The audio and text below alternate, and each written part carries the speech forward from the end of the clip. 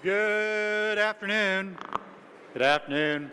Please continue to enjoy your food, but we are going to start the program. So it is my great pleasure to introduce to the stage Mr. Chris Corso with George General Contractors. Chris, come on up. So Chris is on our board, and he serves as our Workforce Development Chair. It is such a great pleasure working for Chris. He's a great board member, great friend, and a great supporter of the Chamber. Chris, come on up.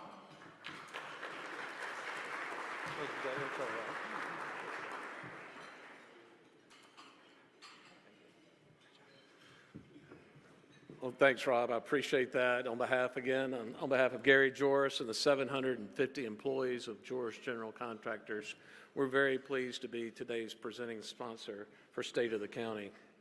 You know, our mission at Joris General Contractors is to transform people and places.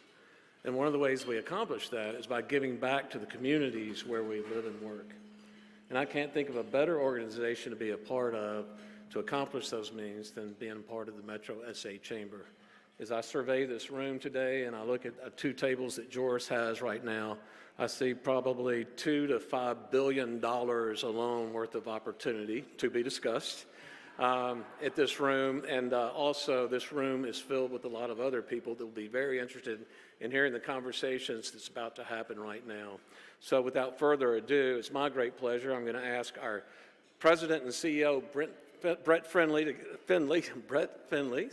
get up and join me on the stage today, who has become quite close with the judge since last year. They had it wasn't a fireside chat, but it might as well have been similar to a fireside chat. Brett has been with our organization for a year and a half now, is that right, Brett? And we're really honored to have him as part of Metro SA and the leadership that he's showing. And then obviously Judge Sakai, if you'll come up to the stage, he and his wife Rachel have been very much involved in the community over the years. I think most of y'all are aware that Rachel is an educator herself, the Harlandale School District. And Rachel, we thank you for everything that you've done in the community over the years as well. So without further ado, welcome you all, and we look forward to the discussion. Thank you very much. Well, good afternoon, everyone. Everybody hear me okay? No, I'm live, right? You can hear me? That's all you need to hear from me. I don't think you're on. Yeah, I think I'm on here. Well, before I'll try to project, and we'll get the microphone situated. But Judge, thank you for joining us. We'll start with just a few opening remarks. We've got several, some soft-hitting, some hard-hitting questions and topics to go through today. But first and foremost, opening remarks from you, sir, and thank you again for joining us. Well, Brett, let me just say thank you to everybody here today. This is, to me, an honor and privilege to come address y'all, especially on behalf of the county. And people don't recognize that, man, I'm in my third year, my first term, and, you know, my election cycle comes next after this current mayor and city council races. And so that's just the way things are. But it's been a pleasure to work with the Metro. We've engaged in these State of the Counties, these fireside chats. So Brett, on behalf of the CEO, Rob and Chris, and Gary Joris, who I'm sitting at the table. Gary, I do have to make this comment. I've got the city of San Antonio, the Spurs, the baseball, UTSA. Gary, are you expecting an after party? And is that going to be a private party with those groups? All right. But obviously, this, again, it's my desire to express my sincere appreciation, recognizing that the county's in the house, and we're going to have some really great talks today. So thank you, Brett. Fantastic. Thank you, Judge. And so hopefully that's a lot better. I don't have to shout anymore. So before we get into some of those hard-hitting topics, though, I want to take you back. November of 2022, you assumed office in January 1 of 2023. Can't believe it's already over 2 years now into your first term. But take us back, you know, before you put your name on the dotted line to file and run for office. Any surprises along the way? Has it been the job that you expected it to be, you know, when you first started office? The honest answer is yes. There's been no surprises. Understanding that I've been in public service for nearly 30 years, 26 years serving on the district court bench, and then moving over to the executive branch of county government, succeeding my friend and mentor, Judge Nelson Wolff. And so I had to make tough decisions in the courtroom, and really, I'll be honest with you, I have been blessed to provide that leadership, because our guest too, Brett, you know, one of the things I wanted to kind of discuss today is a matter of topic, and I've been saying this in regards to what this job means, and I've come to realize in regards to that question about any surprises, no, because leadership is about decision making. And I think that's what's a fundamental aspect of being a leader. Also, too, what I've learned is that you have to have a process and a system of accountability. I'm sure the business community in this room, that's how you are successful. And that's what I have tried to do for the county, is bring a process in to bring a sense of accountability. Because at the same time, I think the other thing that I've come to recognize is that in order to get what I've asked of the county, better customer service, is the fact, excuse me, that we basically put the right people in the right place.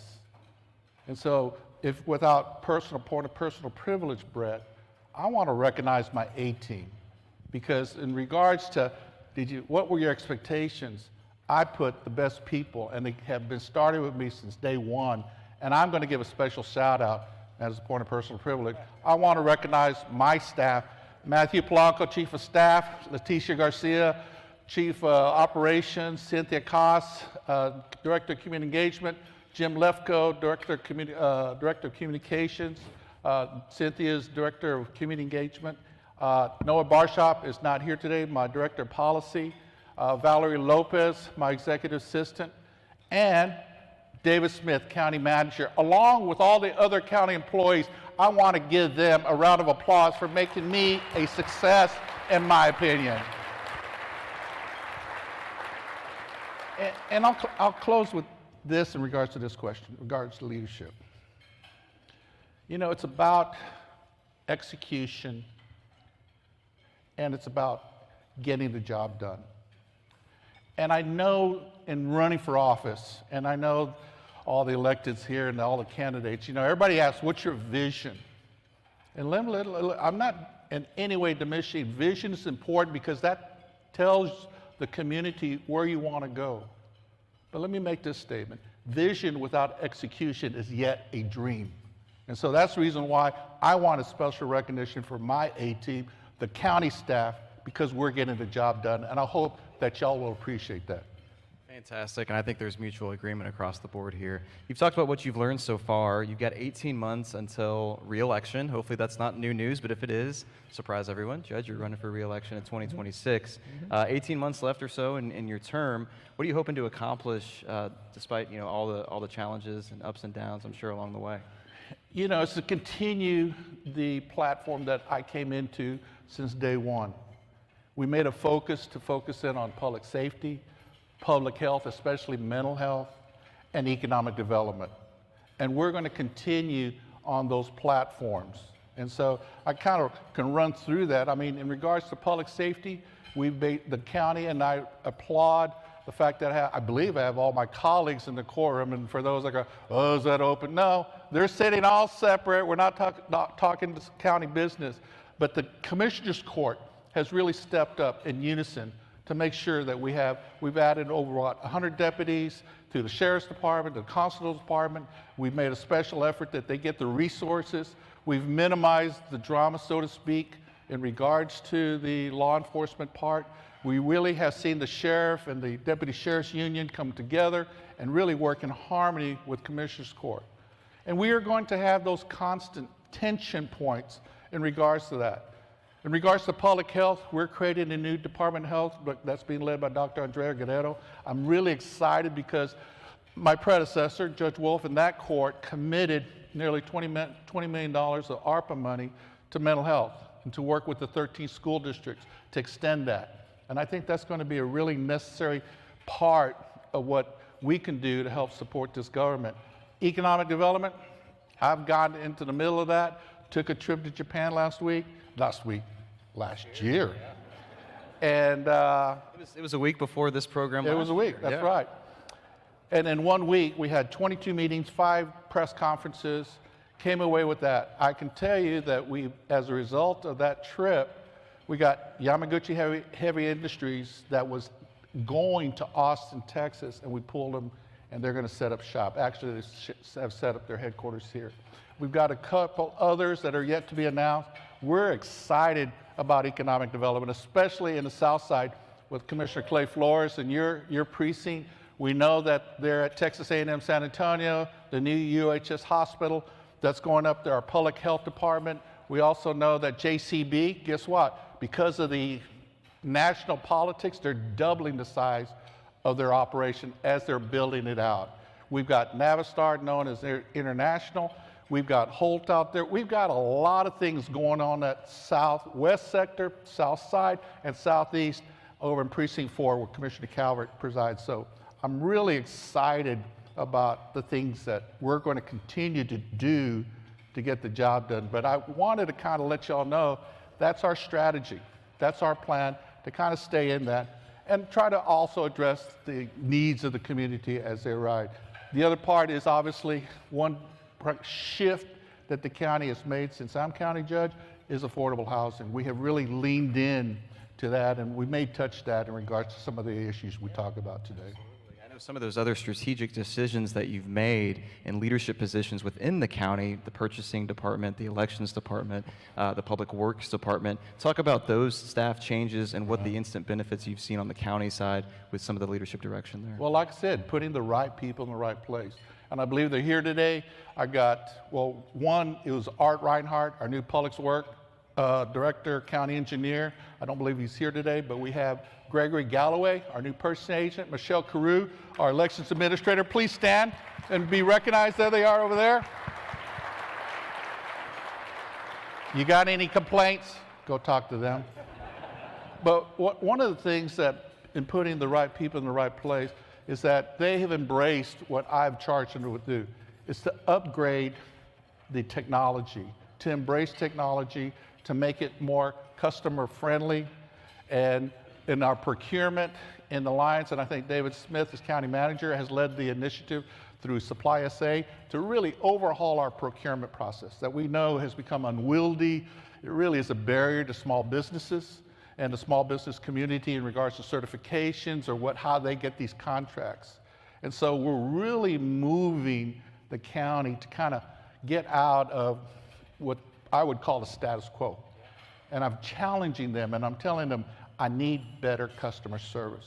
And I do believe, and that's the reason why I wanted to give a shout out to the new leaders, along with all the other county departments. They have to pick up their game in order to meet the needs of our county residents. You mentioned the elections department. Certainly we talked about local elections. It's important of getting out there, turning the vote.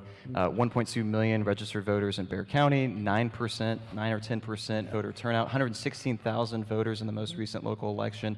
Do you take that as a challenge? What can the county do on the elections department side to help turn out the vote? If, I know obviously adding 2 additional days to early voting coming up here for weekend voting hours. What other things are you all talking about internally to get folks out to cast their votes? Well, I think, and I'll give credit to Michelle Carew, even though she came in the middle of the city election, she came and hit the ground running.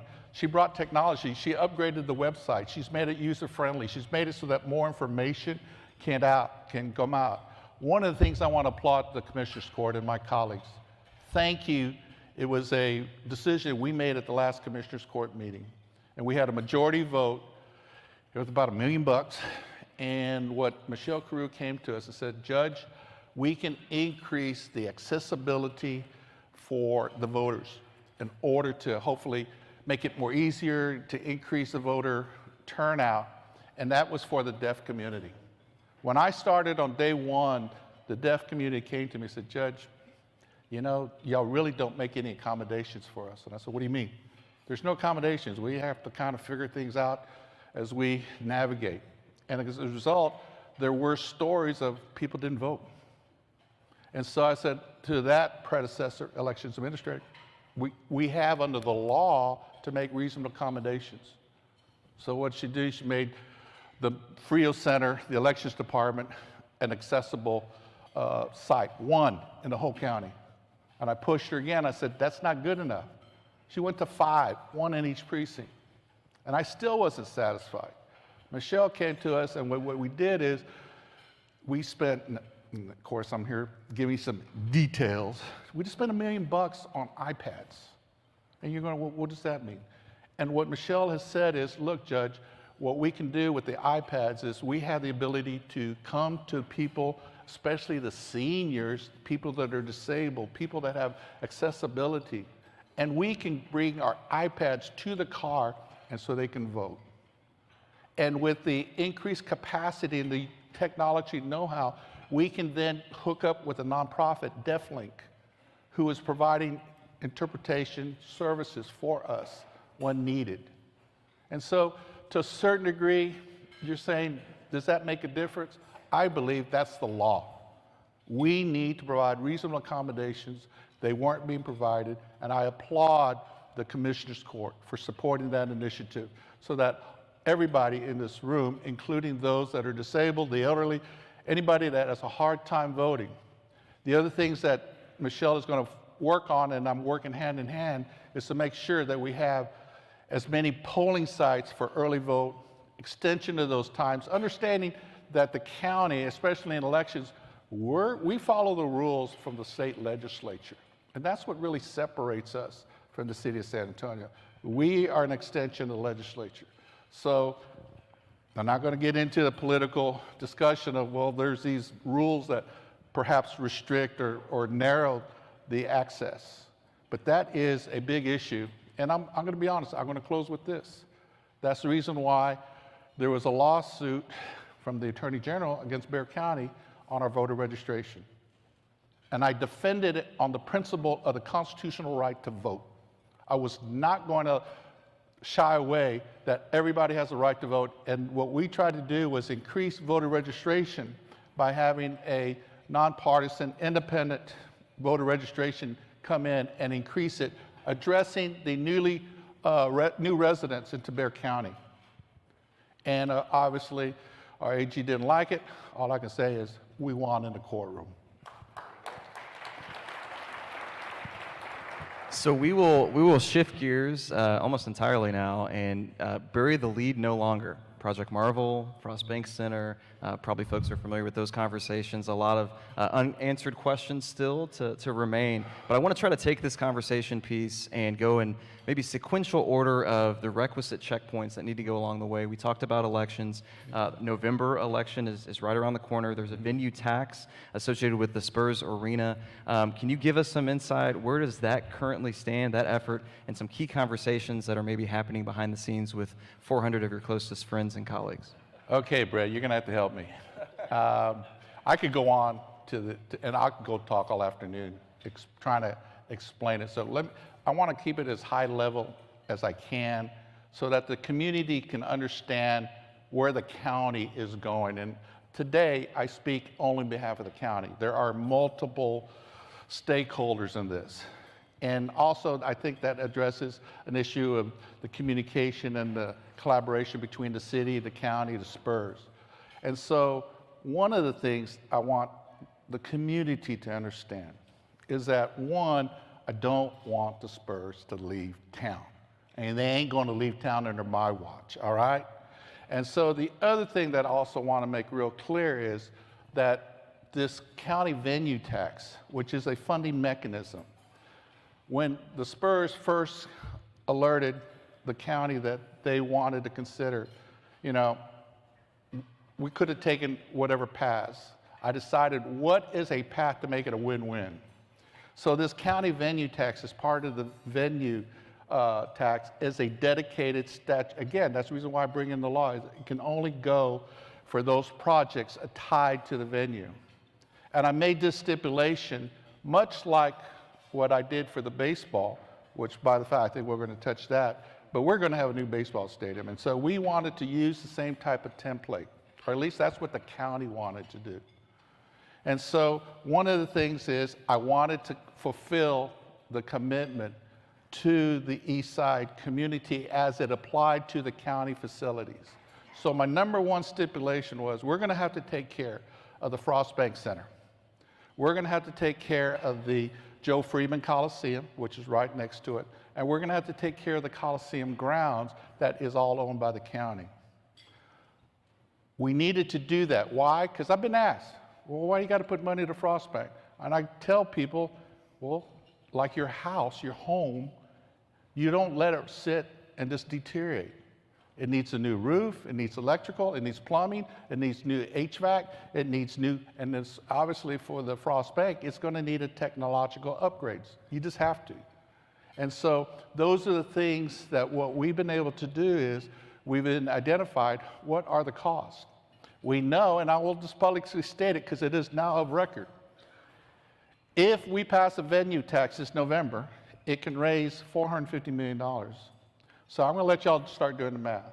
We've also cost out what that upgrade and to renovate the Frost Bank Center. We're going to have to do the same thing for the Freeman because, believe it or not, that whole facility makes money today with all the events that the Freeman has. Last but not least is the Coliseum grounds where the rodeo sailed the San Antonio livestock. I think Cody Davenport's in the house, along with Derek Howard, who helps run. We have to decide to make sure that that is going to be a viable facility when the Spurs decide to leave. And those are all current negotiations. And so one of the things that we really wanted to make clear was that in order to protect this facility, we wanted to make sure that the county venue tax is going to make sure that the Frost Bank Center doesn't become the next Astrodome, right? Everybody seen the Astrodome? It sits there and rots. 2, we've got to make sure that the Coliseum grounds, especially with our affiliation. So as what we have started and we have committed to, and I know that we are working in good faith, we did this, knowing that, you know, the city has its own initiatives and it has its own ideas, and so does the county. We committed to an MOU. And so those are the fundamental building blocks for this discussion. The first MOU is with the city, the county, and the Spurs in order to figure out how we can help the Spurs find a new arena in the downtown area. 2 is, and it's important, is an MOU with the Coliseum Advisory Board that owns the property and the rodeo. Why is that important? Because what we need to do if and when the Spurs leave, and Bobby's here in the house, we know that we got to have a sustainable, viable business plan for that facility. Guess what? The rodeo has said they're ready to step up, provide a year-round plan, but they're going to need improvements, and we're soon to get some cost issues on that. And so these MOUs are working in tandem along with the individual efforts of the city, the county, the Spurs, CAB, and the rodeo. And so what I'm wanting the public to understand, I want y'all to understand, is that what we're trying to do is we got to figure out how to make this a win-win. And that is something fundamental to me. That comes from my court experience. Hold it. When I see 2 disputes, if you really sit down and think about it, there's no reason why people can't come to a settlement, come to an agreement that's in the best interest. I saw that in custody cases year in and year out. I had some of the nastiest custody fights, and I had to work hard to tell both parents, you're working for the same interest, and that's for your children. And so what I'm asking you as a community is look at the best interest for the county, look at the best interest for the city.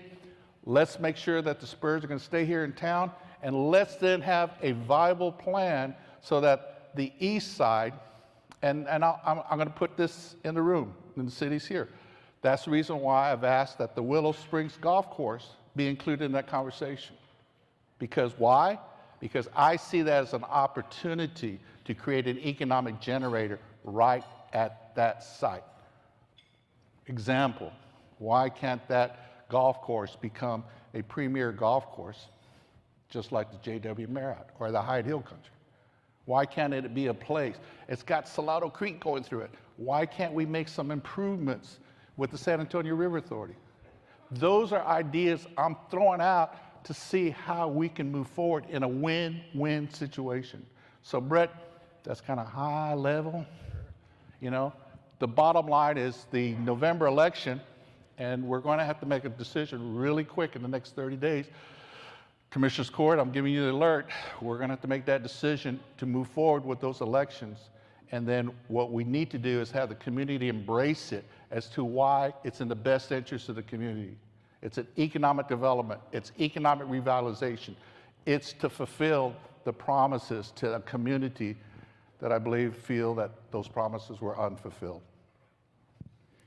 Project Marvel, I mentioned, it's not only the Spurs Arena. Can you talk through the funding specifically on the county's portion for the arena, but then also any other ties to the project, right? We have the land bridge, the courthouse, the chiller plant relocation, convention center, obviously, so many different elements. It's not only the Spurs Arena. Right. There's 7 or 8 different projects over a 15-year runway. Talk about the county's involvement, if any, on other aspects of Project Marvel. I have specifically stated what the county's interests are. The county facilities, the redevelopment around those facilities, and whatever we can do for the Spurs. That's what we're working on now. As if there weren't enough nuances and intricacies with Project Marvel, with the Frost Bank Center East Side Revitalization Plan, you're also going to be dealing with, for sure, a new mayor for the city of San Antonio, as well as multiple city council members. How does that dynamic change the negotiating process? Obviously, this has been ongoing for more than a year now. Getting new faces in similar places, though, what's that dynamic going to look like from your purview? I understand. We obviously, from watching the mayor's race and the council races, I'm putting it on record, we have 2 qualified candidates that are running for mayor. But they have very different views. They're on different sides of the political fence. They have different personalities. And I'm going to work with whoever wins the mayorship. And I'm going to deal with that but understanding, that's the reason why I kind of gave you some of the pertinent details, because the underpinning of this city, county, spur, rodeo cab is based on an MOU. We've taken that MOU, Memorandum of Understanding, and I've already taken it to Commissioners Court. The city has also done. We have at a high level in a non-binding contract agreed to the goals and principles that I've really overstated. So people can argue, well, what's the city and the county and why? Understanding that we've got an end game to get to. What are going to be the details and how much is it going to cost? Those are things yet to come. But in order to have this November election, we're going to have to get that information. I think the community, and I've heard, they want to see some openness and transparency, and that's the reason why the county came out early. That was a strategic decision that the Commissioners Court made to say, this is how much money we believe a county venue tax will yield. We've already put out what we think is going to be the cost out to the Frost Bank. We're soon going to get some cost estimates on what the rodeo needs in order for that they can provide a year-round sustainable plan. I'm really excited about the opportunities that all bring. And guess what? If we can, and that's a city-county negotiation, and there may be some push and pull on that, but if we get the Willow Springs Golf Course, I believe we have a game-changing event for the East Side, and that was my commitment. And when all this conversation started, let's not forget the community. And that's going to be my message for the fall. I know everybody's focused, and I get the pushback, Judge, you shouldn't give one dime to the Spurs. But at the same time, let me tell you, I pushed back at them. And I said, I want to see a show of hands. How many here are willing to let the Spurs leave? I have yet to see a hand go up. So it is going to take effort. I need Metro Chamber along with all the other chambers. I need the business community to all buy in to ultimately what the city, what the county, what the Spurs, what the CAB, and what the rodeo are going to do, and have confidence that we are making the best decision for this community. And I think if we do that in the right way, in an open, transparent way, everybody's going to be happy about the results. We'll shift gears to the northwest side of downtown. Infrastructure, stadium conversations, 2025, not only for the sport of basketball, but also for baseball, minor league baseball specifically. Can you talk through, and I know you alluded to affordable housing, how did those baseball negotiations, it was pretty smooth, right, Judge? I mean, no hiccups along the way, no speed bumps? No, there was a lot of pushing and pulling and a lot of negotiation. And that's the thing that I wanted to say, that even though sometimes it gets reported the city and the county clash heads, you have to understand that I, as the county judge, along with my county commissioners, along with my county manager, we have a fiduciary duty. For those that can understand that term, I have a duty to protect the county. The mayor, the city council people, and the city manager and staff have a fiduciary to protect the city. That's the reason why sometimes those negotiations can get intense. I will tell you, sometimes I've yelled, but I yell respectfully, okay? And so, Thank you for not yelling at me on stage. And I say it very passionately in order so that understanding that's how we will come to a good result, is that in regards to baseball, so that kind of circle back. Baseball's in the room, correct me if I say anything wrong. They came to the county saying, hey, can you help us? I actually, in my campaign, said, I ain't gonna support no baseball stadium.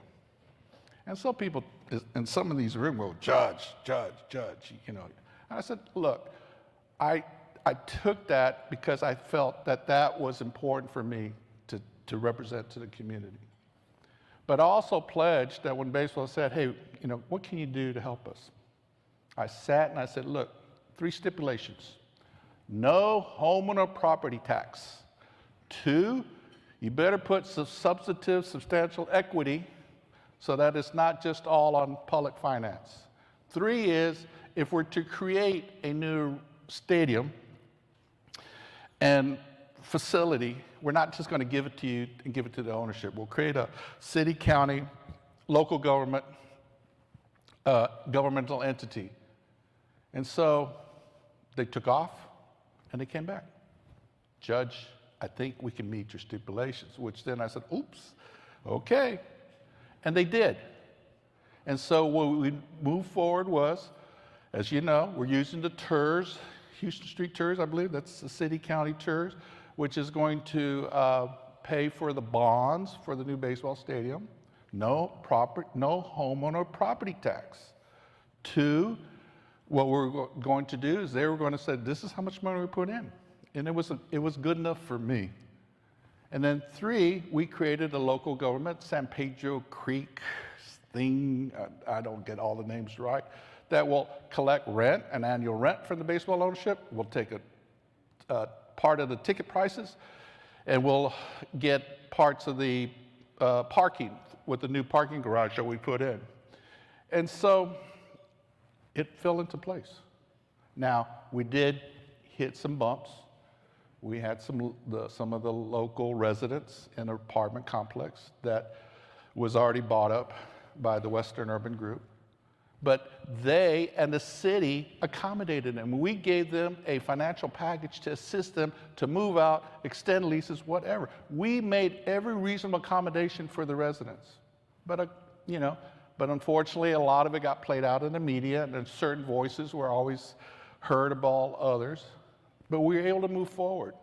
And my last report is we've been able to really take care of everybody that was affected by that.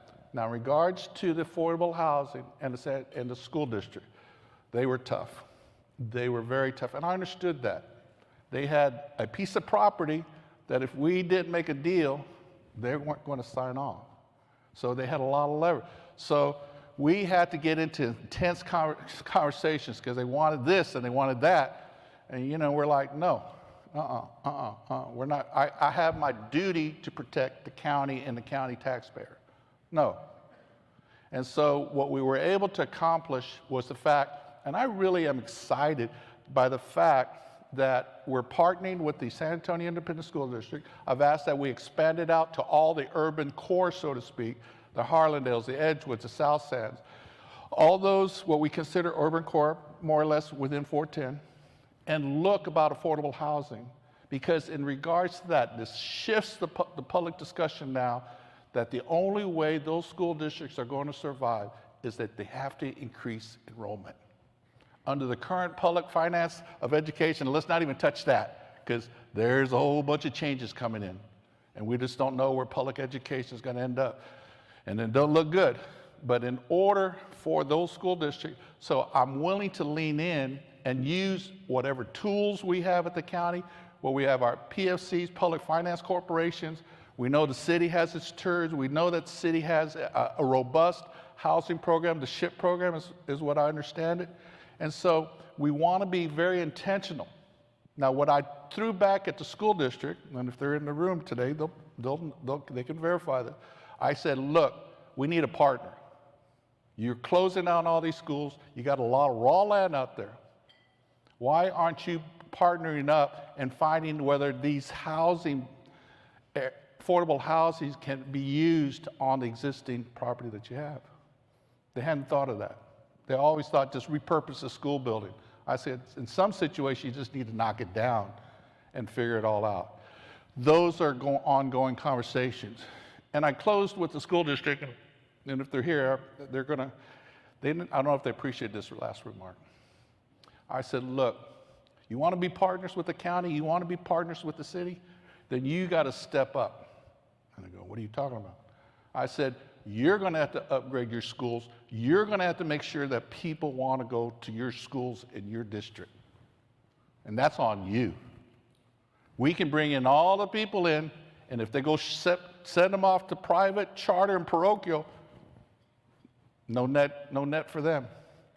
And so I kind of pushed back by saying, if you're going to partner and be part of economic development, then you got to put some skin in the game, so to speak. So that is some of the conversations I've had in this negotiation. I think those are positive conversations, some really brutal, frank, candid conversations. But I think that's what this community needs, is to understand we've got to work together. But we have to all pull our share, so to speak. We have to all be held accountable. And so that's what's exciting about the affordable housing. Can we build up the inner housing stock in the inner city? Can we build up the enrollments in our public schools?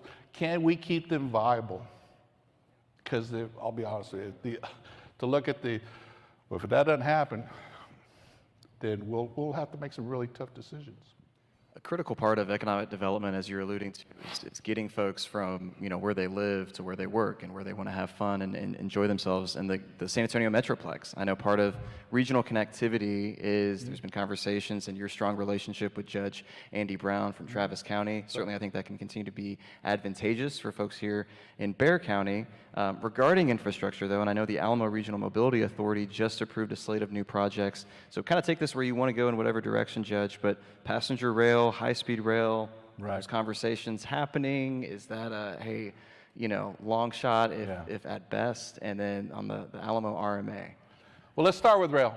One of the things is that in my starting to be county judge is to connect.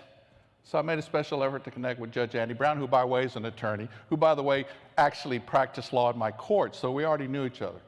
And so we were just kind of, oh, yeah, I remember you, you remember me. And so we had an ability to connect, and he was just the big advocate for rail, high-speed rail, in fact, between Austin and San Antonio. And I helped Andy by saying, Andy, there's a lot of history to this, a lot of history, and a lot of damage, so to speak, to people who really stuck their necks out and perhaps their wallets out to try to get high-speed rail. And it's such a very highly political charge, but I stood with him, and I was on a train with him to Austin from San Antonio on Amtrak, and we were trying to figure out, again, trying to find solutions, trying to find ideas, trying to innovate. And I'm going to be real blunt. I don't know where it's at. Judge Brown is committed to do that. But I want to leave this in the room. And this is something I have put out. Okay. And understand one of the real impediments of high-speed rail is the fact that the current track is owned, controlled by Union Pacific. And I understand. They made it real clear. And I didn't demonize or criticize them because they're a business. And they said, Judge, we are making so much money on commercial traffic. We can't share. We're not able to share that track. I said, I get it. So I'm going to leave you with this. I said, and I told Judge Andy Brown this, I said, I don't know where we're going to get a rail between Austin and San Antonio, which I would love to in order to get people up and back. People would go to Austin and party, people come to San Antonio and party, whatever they want to do. But I've said, let's look south. And I said, and everybody looks at me, yeah, let's look to Laredo. I think that's viable. I think with our congressional support, understanding that is going to have to probably be heavily subsidized by the federal government. And right now, I don't know how we rely on federal government at this time, but that's just the way it is. But why not? Because we know that Mexico has, with the current president, an initiative, and then we'll see if that's fulfilled. They're going to put high-speed rail from Mexico City to Nuevo Laredo. And the conversations there are, where's the connection to the United States?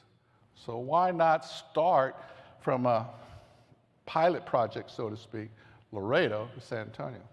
I'm going to let that stew in the room and figure that out, because obviously I need people in this room that have the expertise with that. But in regards to the RMA, quite frankly, when I started, a lot of people go, and I didn't really know the RMA. Well, what's the RMA? It's Regional Mobile Authority. They're collecting the license fees, and it's for road infrastructure.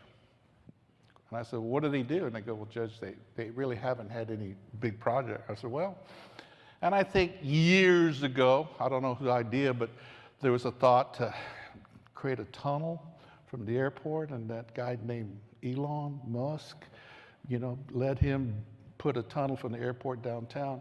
And I go, well, I don't know about that one. And so I engaged, I put a couple appointees on there. Tom Wendorf, Mayor Suzanne de Leon got put on by the RMA by me, putting the right people in the right place. Well, guess what? Their new projects that have come out and are on the books I'm excited about this. They want to make a huge commitment to the Alamo Ranch area to free up that congestion out there. And I'm going to tell you, I don't even want to go out there. The traffic congestion is horrible. So we got a project in Precinct 1, Commissioner Clay Flores, thank you for supporting that. And we've got some Precinct 4 projects. The biggest one I want is the Walsham Road, Commissioner Calvert, where we have that railroad, and that is just a barrier because of the amount of traffic, truck traffic going through there. And they want to either, I don't know, create an overpass, underpass, whatever. But we have some projects now on the books that we're looking to move forward to utilize those fees that have been dedicated there. So the RMA is engaged. I'm proud that they're moving forward. I know that David Smith, County Manager, you're the designated representative for the county on there. So we're going to make things happen with the RMA. I know we're running short on time, but I'd be remiss if we didn't touch on public safety. I know you've done a lot of work since your start in office there. Can you give us an update on the plan that you've put in place and the progress report so far? And I got to give, again, Cynthia Koss, my Director of Community Engagement, she put together the Public Safety Committee. If you all recall, my first year, we had the San Antonio Police Department, the union, and the DA really point fingers because there are all these violent offenders shooting at police officers shooting at, and there's this blaming each other going, well, who's responsible for this? Well, I work the court system. It is a complex process. The sheriff's involved, the law enforcement's involved, the court system, the judges, and obviously either city council or commissioner's court, we got to pay for it. So, when we create all this drama and come with no solutions, and we're just literally throwing, so I said, no, we're going to bring everybody together. So what we were able to do is identify certain aspects of our justice system. We looked at our magistration, we have a thing called double magistration. We have the fact that we have a diversion program at the jail along with CHCS and UHS. We've asked them, look, how can we move people in and out? Understanding that our jail, and my commissioners know that, it's overcrowded, it's packed. We're sending people to other counties. And so we've got to come up with diversion in order to get people to the right place. And you say, what does that mean? We've got a lot of people that should not be sitting in our Bexar County jail. And you're going, what do you mean? We got people that are mentally ill. They've committed a crime.